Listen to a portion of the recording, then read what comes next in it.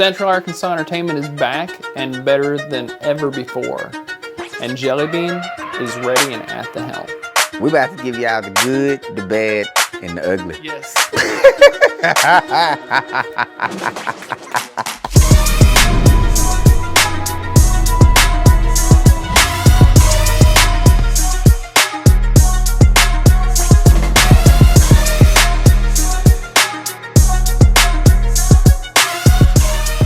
We are a group of DJs, a full production company. We're all family-based. We started out of my garage 15 some years ago with 2 speakers and a laptop. I had a guy ask me, I had a guy back then ask me to DJ a wedding. And so I went and DJ'd this wedding, and when I did, I thought, man, I love this. And so I DJ'd the wedding, and then I started DJing a couple more, and I loved it. I just loved being in front of the people and interacting with people. And from there, it just kept growing, and we added more DJs and building just a bigger team. So I never dreamed that CAE would be where it's at today, never. We've been in business now over 15 years, but really when we started, I would say, really growing as a company, probably 7 to 9 years ago. Central Arkansas Entertainment is definitely family. I do my absolute best to watch out for the guys on our team. I seen Joe and I was like, man, he got more equipment than I have ever seen. And when it was over, I walked up to him and I was like, man, I'm DJ Jellybean, like I'm a DJ. And he was like, okay, well, I'm Joe, and that's kind of how it started. So he gave me his card, and You lost it. I lost it on the move back home. I got it. I'm like, okay, then about 6 months later, man, you were out of school. Yeah, I was done. Back here. Yeah, I was back in Arkansas. I was back in Little Rock. And one of the other DJs that was on our team calls me one day and says, there's this DJ, he's down at Doubletree. He's doing this big wedding. You got to see him. And I said, get his card. And so he gets his card, takes a picture of it, sends it to me. I said, man, I know that guy. I said, try and get his phone number.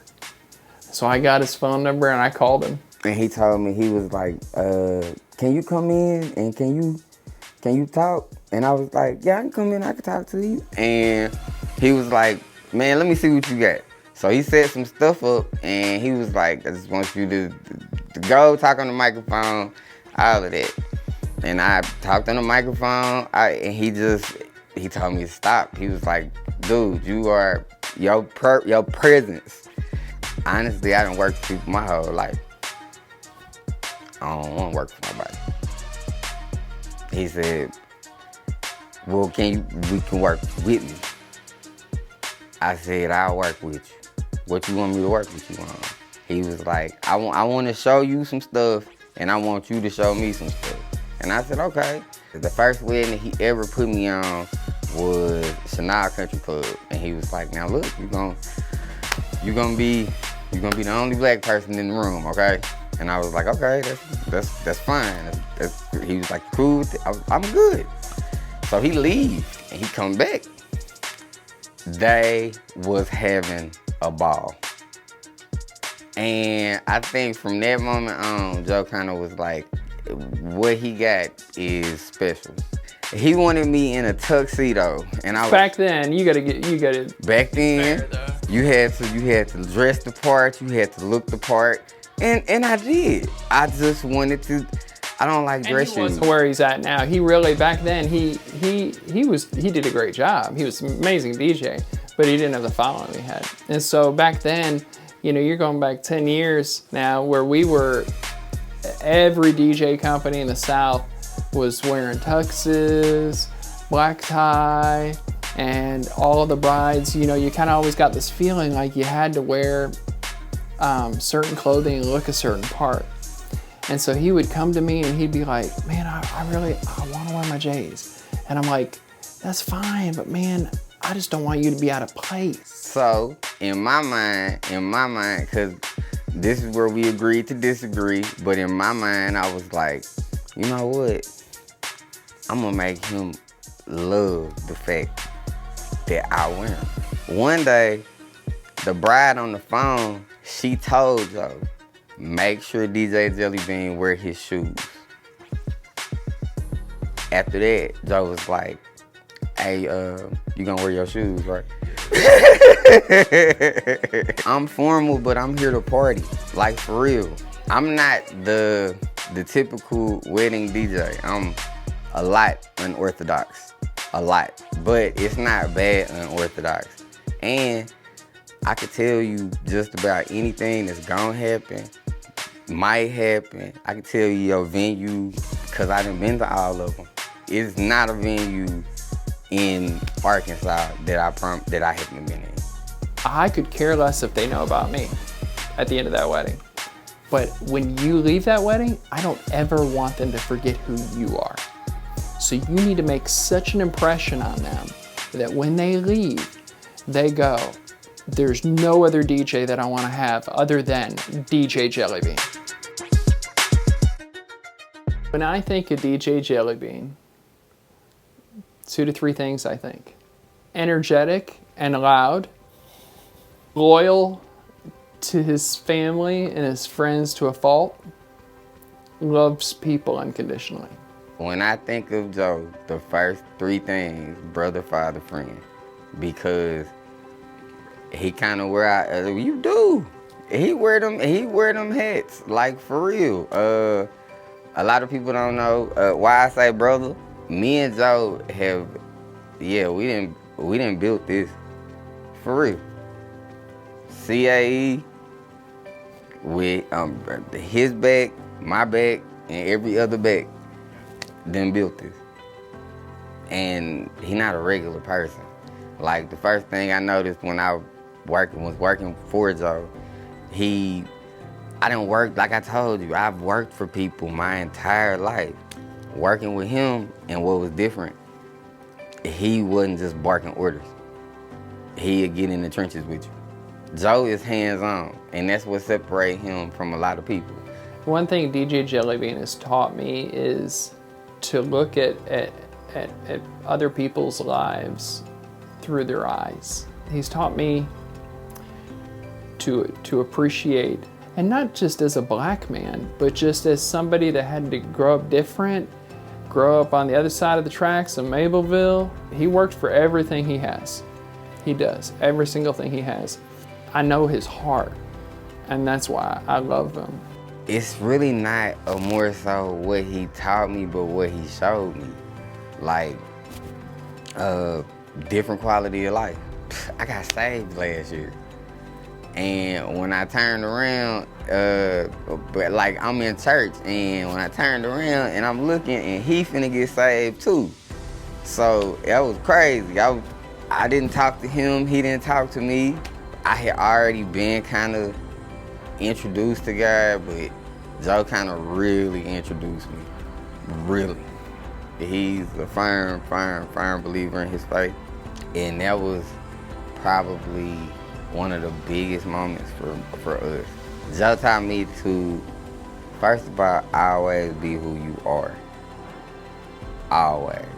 Regardless of what anybody got to say, because, man, in the 10 years that I've been with him, people that said stuff about him, people that said stuff about me, but you always gotta be positive.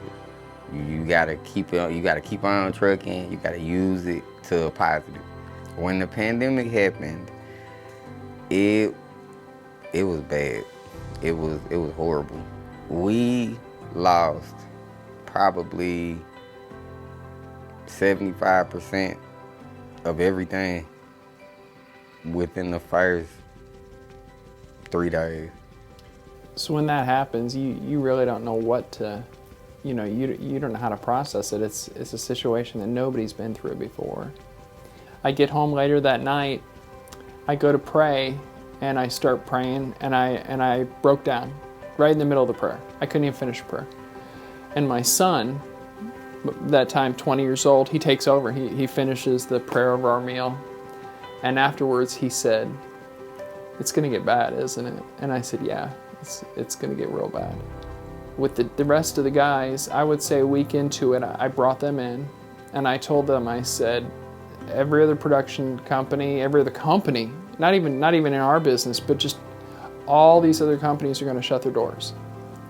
I said, I've been preparing for something like this for a long time. I said, we're gonna shave hours here, we're gonna tighten down, but nobody's going home. We're all gonna work. If we're gonna do this, if we're gonna make it through this, we're gonna make it through together. If we're not, then we're all going down. During the pandemic, we had some DJs on our team that it was hard. Some DJs didn't feel comfortable through this, and justifiable fear in a lot of ways. But I remember telling him, I said, it's going to be hard. I mean, some of these schedules are going to get hard. You're going to be DJing sometimes on a Friday, you're going to be doing ones on a Saturday, sometimes two on a Saturday, and then Sunday. He was doing these gigs because I asked him to. People don't realize the toll it has on you. There's a few other wedding vendors that feel this, but the schedules are constantly changing. You get thrown one, you get 3 taken away. You get thrown another one, 2, 3, you get 8 taken away. And it was constant, like that, constant shuffling, constant change, constant, okay, we're not doing this. Oh, you have this big wedding coming in that's gonna pay you $1,000. Nope, that one's gone. That one gone. I looked at him and I said, man, this is hard. This is so hard. And I broke down and I cried, and he broke down and he cried. Bro, because we were both going hard. We were both getting beat up. You know, we're doing gigs that normally he wouldn't do all of those on his own. Normally he would have his gigs that are at his level that he can go out there and do and still have time with his family. Instead now, he's doing 1 million gigs just to try and keep up to that same level, if that. No money coming in, so you just kind of like a duck in the water.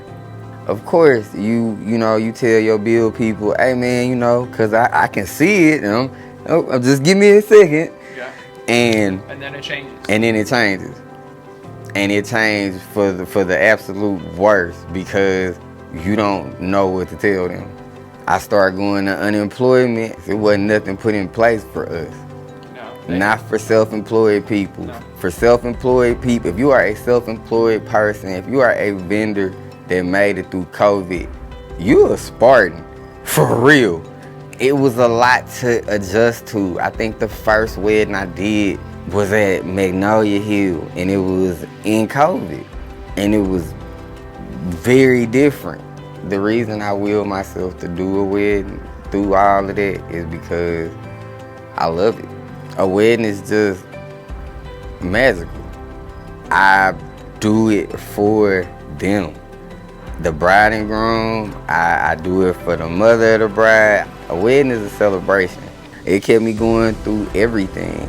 Best advice I could give people is your wedding day is one day that you're gonna remember. There's very few days you remember the rest of your life. You're gonna remember the day your kids are born. You're probably gonna remember the day you graduated, either high school, college, whatever it is. And you're gonna remember your wedding day. Spend the money for a good DJ or a good entertainment, whether it's, if you don't want a DJ, you want to go with a band, then get a good band. But if it's a DJ, spend the money, get a good DJ. They're gonna come in there, they're gonna kill it. They're gonna rock that party literally from start. They'll do all the formals, get them out of the way, and then they'll turn it up when it's time. If that's what you want that dancing crowd, get a good DJ, because a good DJ is not gonna let you down.